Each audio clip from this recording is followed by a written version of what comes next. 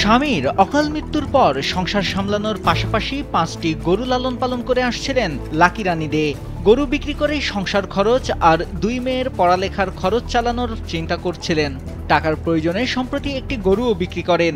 এরই মধ্যে দুর্বৃত্তরা গোয়াল ঘরের তালা কেটে বাকি 4টি গরু চুরি করে নিয়ে গেছে। এ পরিস্থিতিতে লাকি নিঃস্ব হয়ে পড়েছেন। লাকিদের বাড়িতে গিয়ে দেখা যায় পাশের একটি ঘরে বিয়ের অনুষ্ঠানের আয়োজন চলছে। তাদের ঘরে নেই কোনো আনন্দ, শুনশান নীরবতা। বসত ঘরের সামনে টিনের চালা আর বাঁশের বেড়া লাগানো গোয়াল ঘর দেখিয়ে লাকি বললেন, অর্থ সংকটে পড়ে 10 থেকে 15 দিন আগে 35,000 টাকায় একটি বলদ বিক্রি করেন। 2টি গাভী ও 2টি বাছুর ছিল।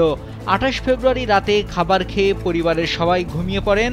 পরদিন 1 মার্চ সকালে ঘুম থেকে উঠে গোয়াল ঘরের দরজার তালা কাটা দেখতে পান, ভেতরে গরুগুলো নেই।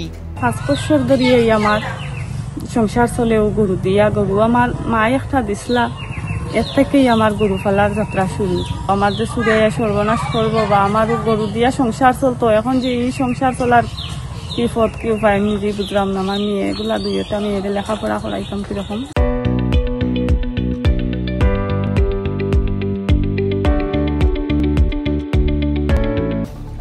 লাকি রানী মৌলভীবাজারের জুড়ি উপজেলার পশ্চিম জুড়ি ইউনিয়নের উত্তর ভবানীপুর গ্রামের বাসিন্দা। উপজেলা সদরের ভবানীগঞ্জ বাজার বাস স্ট্যান্ড এলাকায় তার স্বামী প্রশান্ত দে পানের টং দোকান ছিল।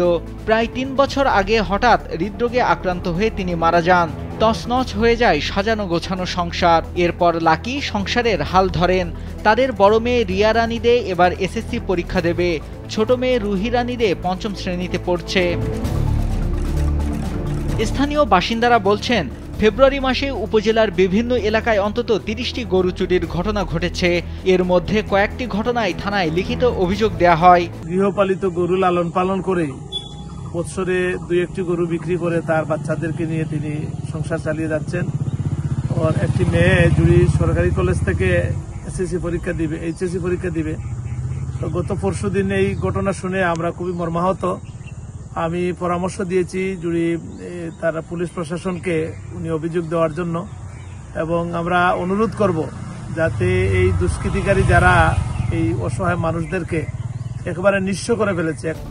এ ব্যাপারে জুড়ি থানায় লিখিত অভিযোগ দেওয়ার পর পুলিশ ঘটনাস্থল পরিদর্শন করে গেছে বলে জানিয়েছেন প্রশান্ত দের ভাই বচন দে।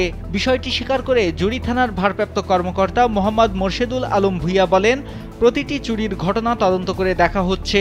এ কাজে জড়িত ব্যক্তিদের শনাক্ত করে তাদের বিরুদ্ধে আইনানুগ ব্যবস্থা নেওয়া হবে। এটা চেষ্টা চলছে, মামলা হয়েছে, আমরা সর্বাত্মক চেষ্টা করতেছি।